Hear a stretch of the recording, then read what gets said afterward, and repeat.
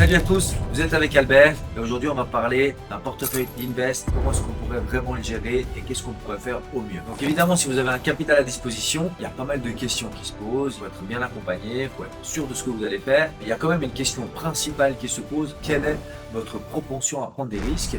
Parce que tout débute là. Est-ce que vous êtes quelqu'un qui est plutôt à dire ok maintenant j'ai envie de tout risquer, faire un maximum de profit, ou est-ce que vous êtes plutôt de nature sécuritaire, les risques c'est pas trop pour vous? Si on prend un placement qui peut être très rentable et qui apporte grande sécurité, c'est les rachats d'années de cotisation LPP. Alors ça, la première chose qu'il faut faire évidemment, c'est bien contrôler aujourd'hui sur votre caisse de pension, si vous avez le droit de le faire et si vous avez l'opportunité de le faire. Bien discuter avec votre caisse de pension de savoir quel est le montant minimum et puis à ce moment-là, de bien faire les calculs pour savoir quel impact fiscal les rachats vont avoir sur votre fiscalité et à quel point ils vont pouvoir réduire vos revenus pour faire en sorte que votre revenu imposable soit le plus bas possible. Il faut aussi s'assurer que ce rachat soit totalement protégé, donc c'est-à-dire qu'il va pouvoir être restitué à vos héritiers en cas de décès, parce que si aujourd'hui vous faites des rachats massifs dans votre caisse de pension, vous utilisez vos capitaux qui seraient quoi qu'il arrive, promis à vos héritiers s'il venait à vous arriver quoi que ce soit, et que vous les mettez dans votre caisse de pension, et qu'ils sont transformés en rente lors de votre décès, ça serait un petit peu dommage. Ou en tout cas, il faudrait que vous le connaissiez et que vous en soyez sûr. Donc ce placement-là, il peut vous apporter très vite de gros gains. Pour quelle raison? Parce que on va pouvoir économiser environ 20 à 40% du montant du rachat par année au niveau fiscal. Vous rachetez 100 000 francs, vous pouvez avoir jusqu'à 30 000 francs d'économie d'impôt. Donc pour quelqu'un qui a des revenus imposables qui dépassent les 500 000 francs et qui a une imposition qui est très proche des 40-45%, ça peut vite représenter une économie d'impôt super importante. Il faut absolument évaluer si ce rachat aura l'impact nécessaire sur votre imposition. Donc ça, c'est un peu le premier placement que je conseille régulièrement à mes clients et que j'analyse au plus haut point. Ensuite, l'immobilier, évidemment, je suis quand même un spécialiste en financement, donc je peux que vous conseiller de procéder à des investissements immobiliers, mais évidemment que ces investissements peuvent comporter certains risques parce que si vous placez votre argent dans plusieurs biens et que ces biens n'étaient pas loués, on vous demanderait quand même d'en payer les intérêts et les amortissements. Donc effectivement, ce placement-là, il faut aussi l'analyser.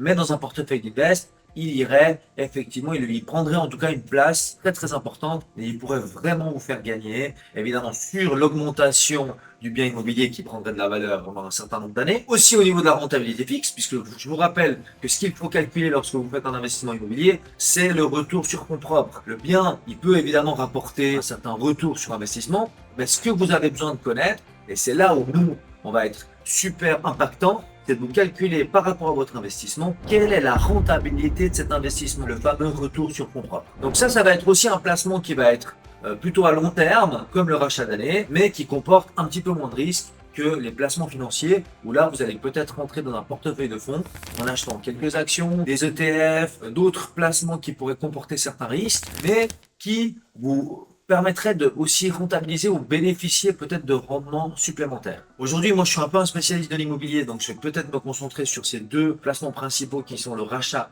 et l'immobilier. Pour quelle raison? Parce que les deux sont liés. Je vous donne un exemple. Vous êtes aujourd'hui à l'aube de votre carrière, 40 ans, je gagne 300 000 francs de revenus annuels, j'ai des rachats d'années possibles, j'ai pas besoin de ces 300 000, j'investis une partie de mes revenus dans ces rachats. Faites attention avec ce point-là, les capitaux sont quand même bloqués après un rachat, donc sont bloqués 3 ans dès la date du rachat. Et après 3 ans, vous pouvez toujours récupérer ces rachats pour amortir une dette hypothécaire. Donc si aujourd'hui vous êtes un investisseur immobilier, vous avez des possibilités de rachat et que vous avez trouvé le bien, vous l'avez acheté et que vous n'avez pas utilisé la LPP, donc vous pouvez toujours faire des rachats, faites-le.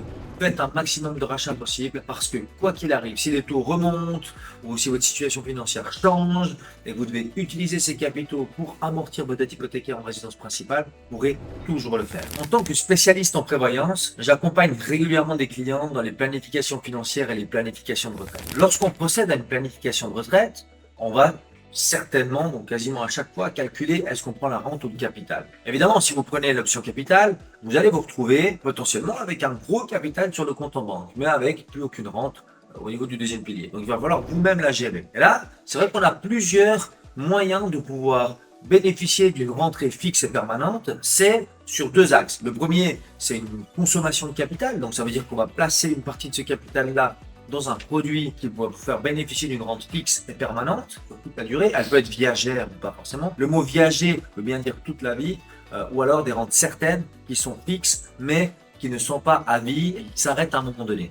Deuxième chose, évidemment, c'est l'immobilier. Avec ce capital que vous allez toucher, vous pourriez utiliser une partie pour avoir une rente fixe et permanente et utiliser une partie pour des investissements immobiliers. Alors là, vous avez aussi deux axes. Vous pourriez dire, ok, bon bah, j'investis, je rénove, je revends, ou alors de placer votre argent, d'acheter des biens immobiliers qui vous rapportent tous les mois aussi un revenu fixe et permanent. Et un jour, évidemment, vos héritiers pourraient bénéficier de cet investissement-là, car ils bénéficieraient de l'immeuble et des rendements qui y sont attachés. Par rapport à vos placements, bah, vous prenez quand même un risque qui est un petit peu différent, puisque si vous placez votre argent et que vous bénéficiez de ces fameuses rentes, et que ce rendement tant attendu n'arrive pas, ou alors n'est pas à la hauteur de ce que vous attendiez, bah évidemment que cette rente pourrait s'arrêter bien plus tôt que ce que vous aviez prévu. Par contre, à contrario, si évidemment les rendements attendus sont plus élevés que ce qui était prévu au départ, alors là, du coup, vous pourriez vivre beaucoup plus longtemps avec ces rentes. Les avantages de ces deux produits, c'est que, évidemment, le placement avec consommation de capital, vous pouvez en bénéficier à tout moment. Donc, ça veut dire que vous pouvez à tout moment dire à votre conseiller, écoutez, j'ai placé 500 000 balles dans ce placement qui me rapporte une rente de 2500 francs, mais j'ai besoin de 50 000 dans 3 ans. Vous l'appelez, vous retirez les 50 000. Votre rente, évidemment, va pas être impactée. Mais par contre, la durée de versement de cette rente risque d'être un petit peu écourtée. Alors que dans le placement immobilier, bah, il faudra vendre pour pouvoir récupérer le capital investi. Et vous savez très bien que si on vend un bien immobilier, bah, il faut toujours être deux, un acheteur, un vendeur, pour que l'opération se fasse, vous puissiez récupérer le capital investi le moment venu. Évidemment que ces deux placements apportent certaines sécurités, certaines rentabilités. Par contre, évidemment, un certain risque qu'il faut mesurer. Donc, tous ces risques-là, faites-vous bien accompagner, réfléchissez bien, faites les simulations qu'il faut. Moi, je dis toujours qu'on parle toujours de simulation. Je ne prends pas de décision à la place de mes clients. Je vous propose des choses, je simule des variantes et c'est vous qui choisissez la meilleure variante, celle qui vous correspond le mieux. C'est le plus important dans chaque placement que vous allez faire.